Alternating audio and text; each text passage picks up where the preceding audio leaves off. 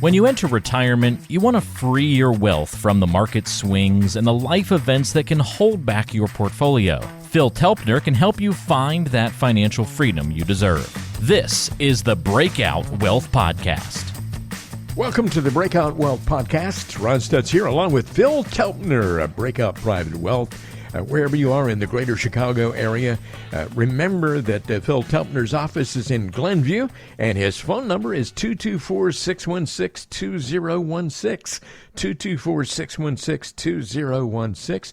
If you're interested in taking care of business and planning for that work-optional lifestyle you've always dreamed about, well, then it's a good opportunity to meet with Phil, either in the office or virtually. Call the number to set up a time to visit or book a time online at breakoutprivatewealth.com. Schedule a 15-minute conversation. It's just that easy, and you can achieve a lot of peace of mind just by having that conversation. Phil, how you doing, buddy? We haven't talked in a while. Good to be back with you. I'm amazing, Ron. How are you? Just great. Everything is, they say be young, be foolish, and be happy. Well, 2 out of 3 ain't bad, Well, I guess it depends what you're, what's young and what's not, I guess. Yeah, right? Exactly. Still young at heart. That's important. There we go. That's all you can do. 224-616-2016 is your number to call once again. And today, Phil, let's talk about going against the grain. And I think you do a great job of going against the grain. You're always yourself. You're always sincere. You always shoot straight with people. And being a good advisor, in my opinion, isn't about winning a popularity contest or just saying the same things that everybody else in the industry says or just saying things that people want to hear. It's about giving the very best advice that you can for each individual situation. And it's all on an individual basis. On today's show, we're going to peel back the curtain to discuss some areas where a good financial advisor's opinions might go against the grain with mainstream ideas in the industry. First of all, Phil, on the subject of the appropriate amount of risk for a retiree or pre-retiree, what's your thought on that? Wow, that was quite a setup, wasn't it? Thank you very much. Yeah, right. So my thought on that is your mom was right. You are special, and everybody has a unique, the art of what we do is taking where a client's at, what their goals are, but understanding their psychology and how to manage that along the journey, the investment journey, let's just say. As we're seeing here now, recording this in August of 2022, the first half of this year was pretty brutal, especially for those clients that were sold the fixed income is safe bullshit line, because it's not.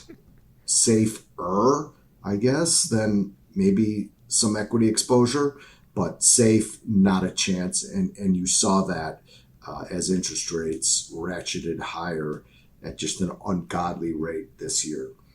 So again, and we just talked about it in a previous podcast, it's really communication, right?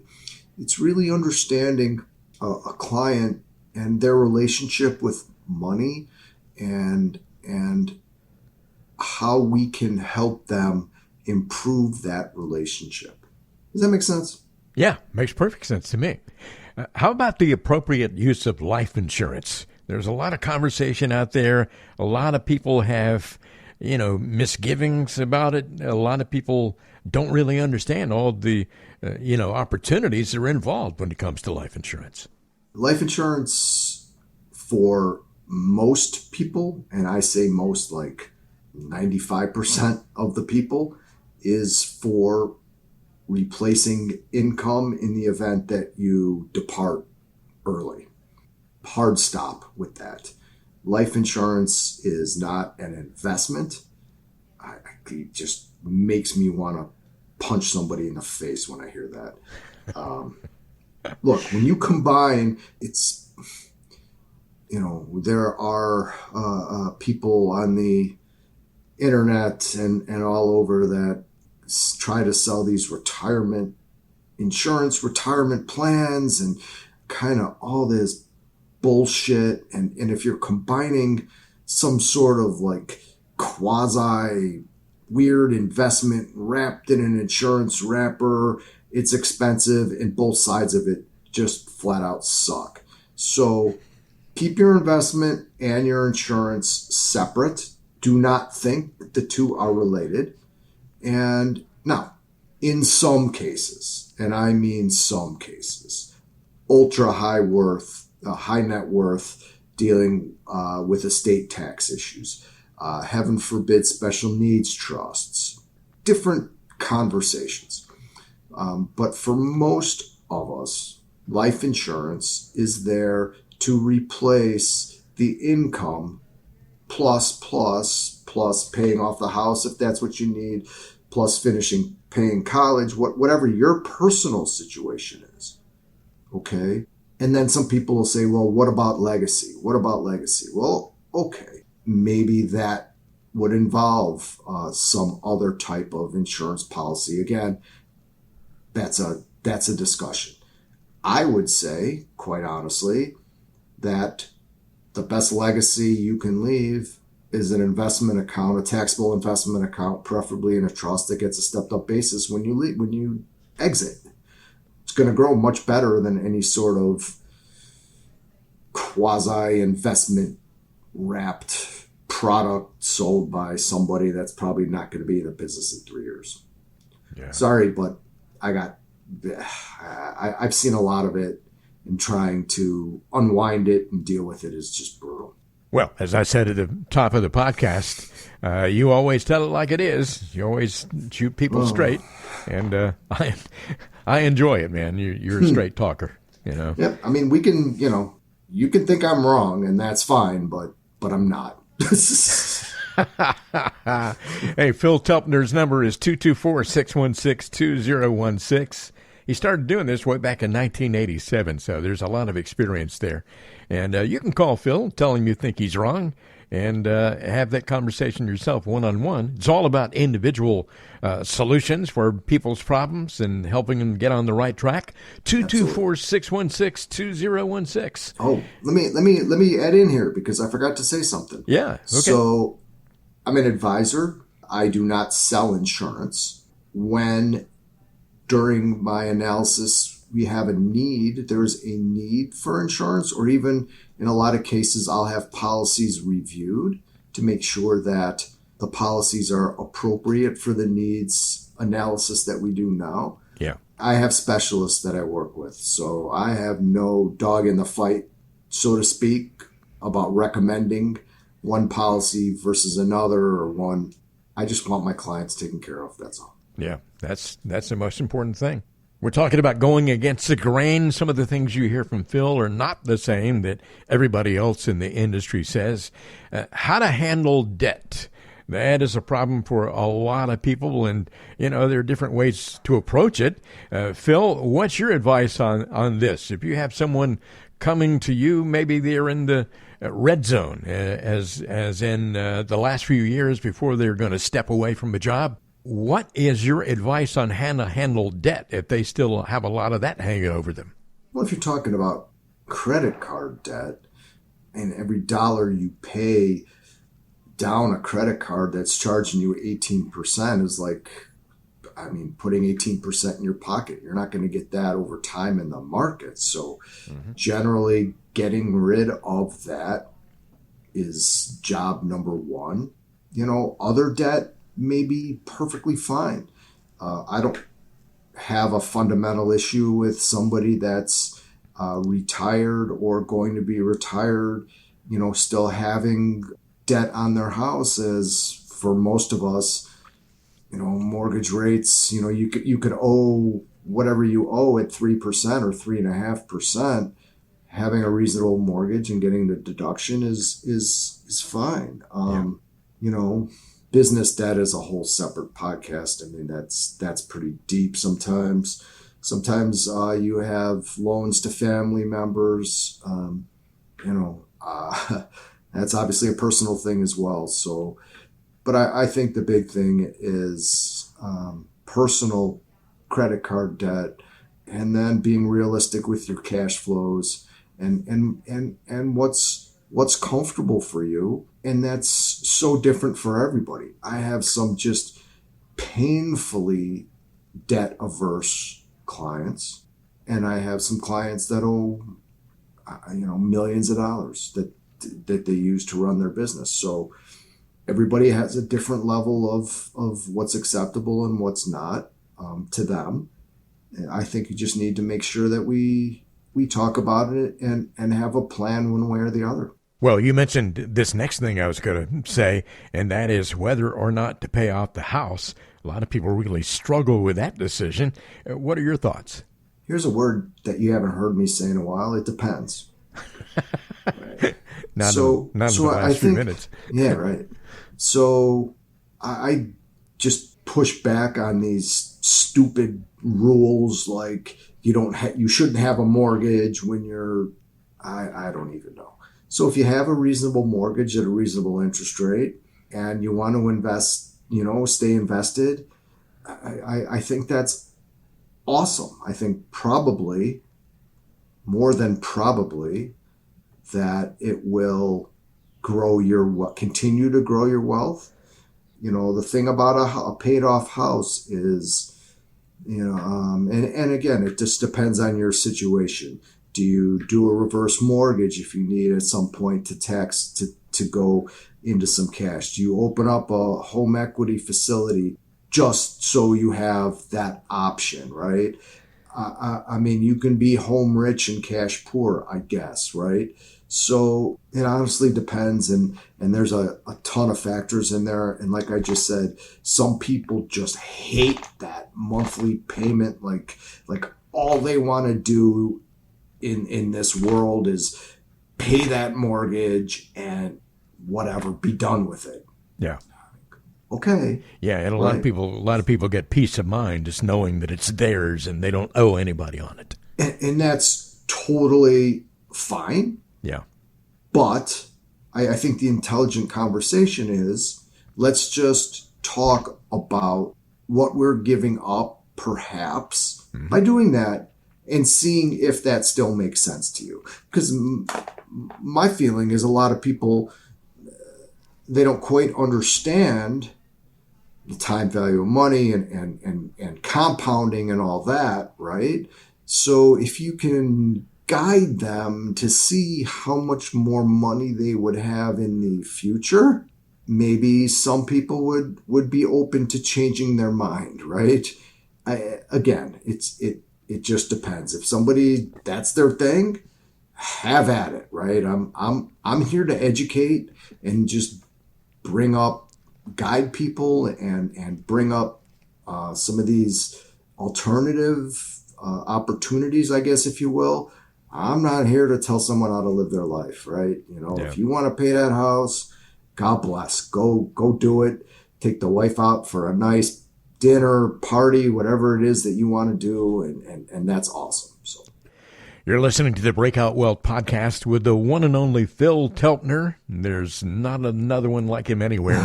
Thank God. Thank God. Exactly. And the number to call if you'd like to have a conversation with Phil is 224-616-2016. You can schedule a 15-minute conversation to address some of your basic financial questions and see if you'd like to work with Phil. I think you'll enjoy the conversation for sure, and you'll get a lot of information there. 224-616-2016.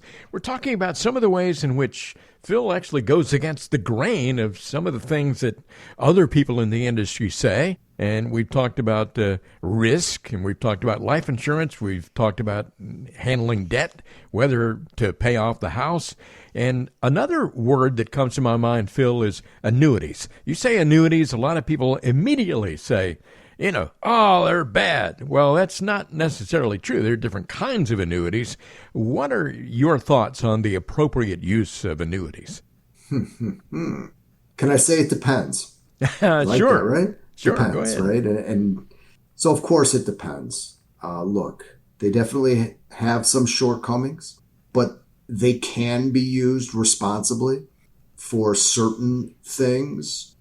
There's something interesting out there that I don't see taken advantage of too often. But there's something called a QLAC, Quality Longevity Annuity Contract. And that's something that you would pay up front, and it would provide an income stream, and I think about 80 years old for the rest of your life. Yeah. So what that would do is it would help people, I think, because the older you get, sometimes the harder just managing your finances could be. And so I think that would be in place there to ease some decision making, as in a sense you've bought yourself an income stream. I think that's interesting as it plays into the longevity and some of that other stuff. Yeah. I will tell you, I hate variable annuities. Again, like our earlier conversation about mixing insurance and investments, I just think it's terrible.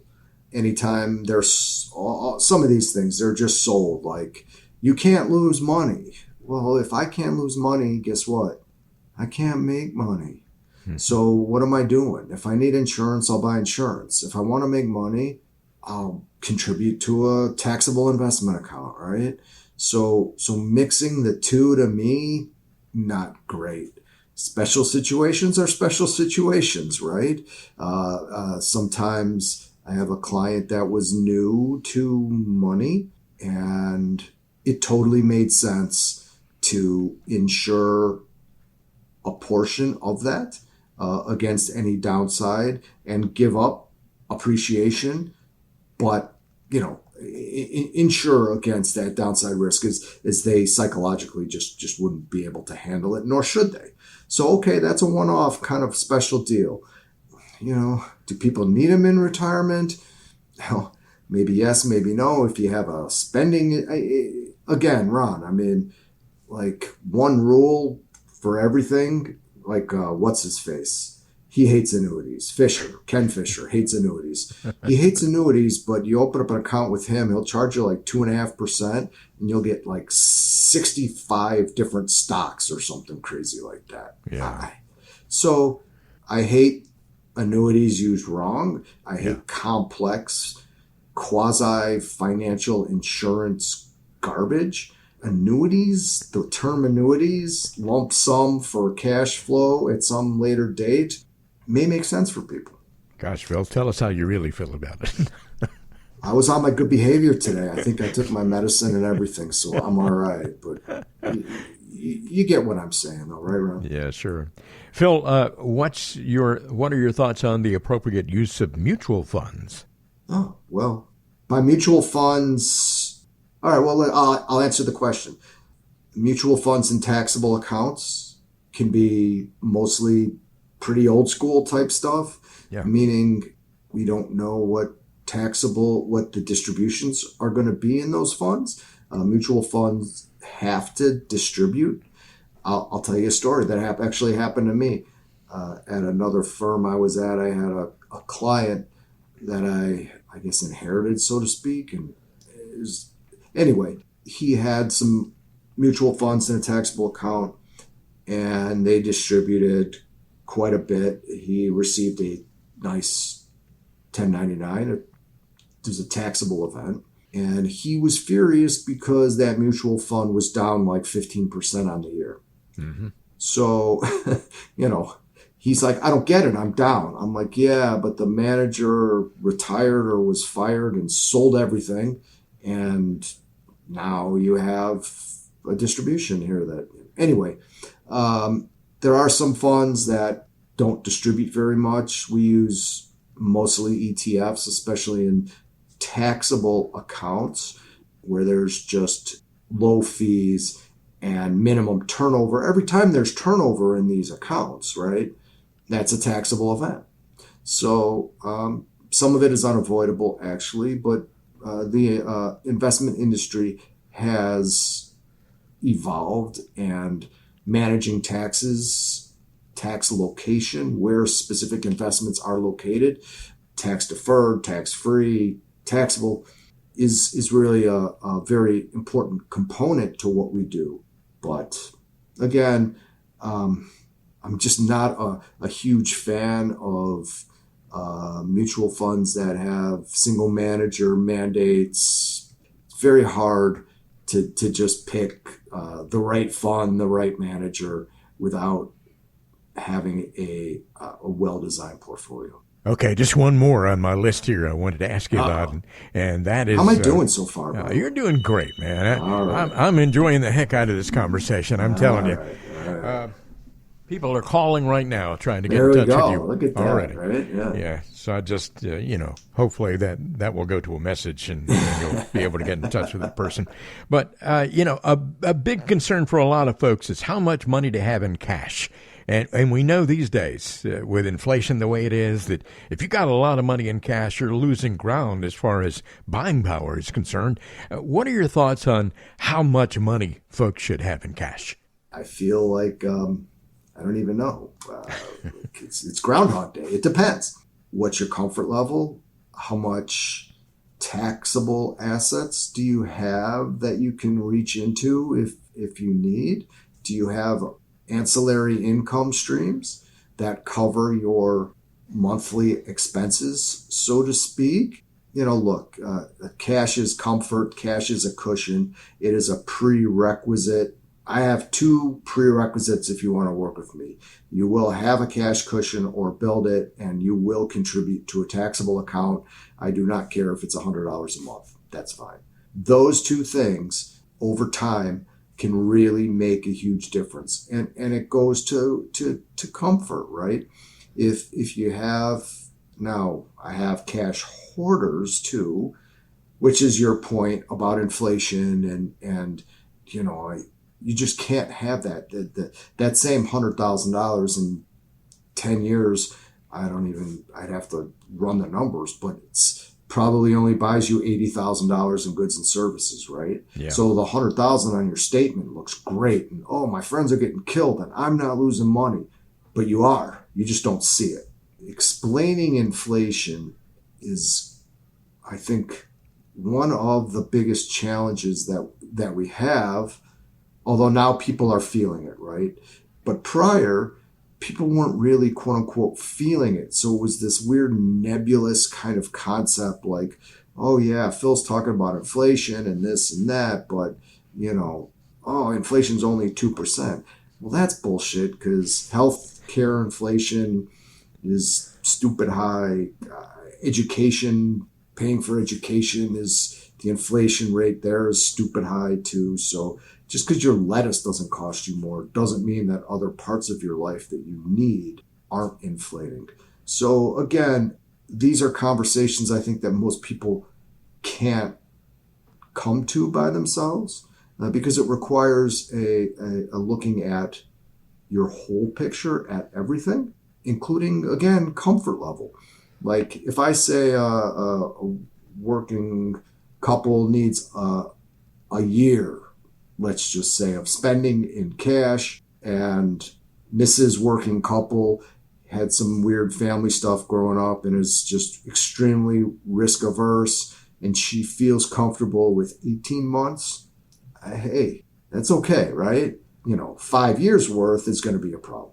But you have to give people some grace, right? You want to meet them where they are, and you can't be a hard ass about these kind of rules, if you will, because to be honest, everybody's different and we're just trying to be the guide for them.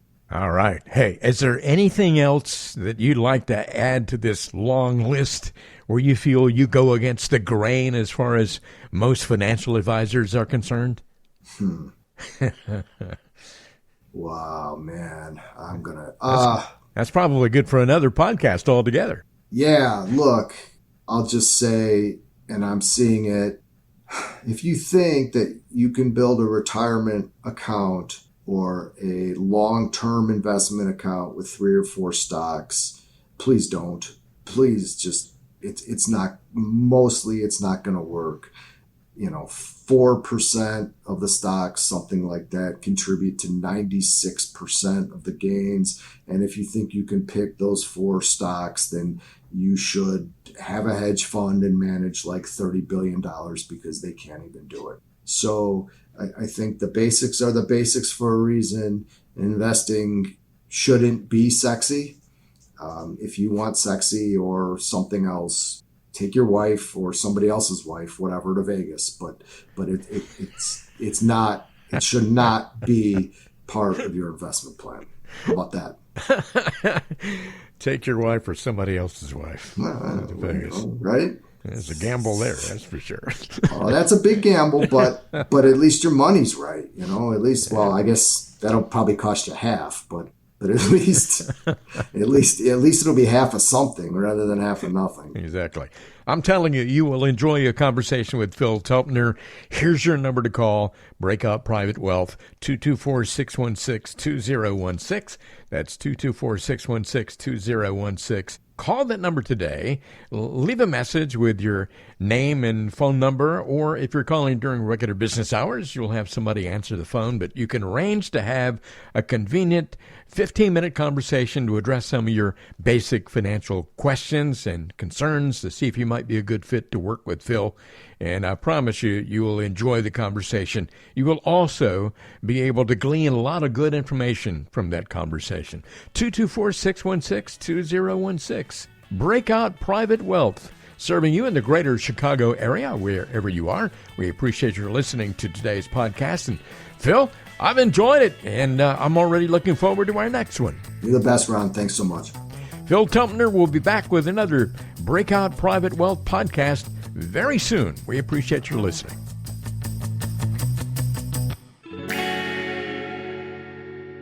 Breakout Private Wealth, LLC, is a registered investment advisor located in Glenview, Illinois. Today's content is for informational purposes only and does not constitute tax, investment, or legal advice. Please consult with a qualified professional before taking any action.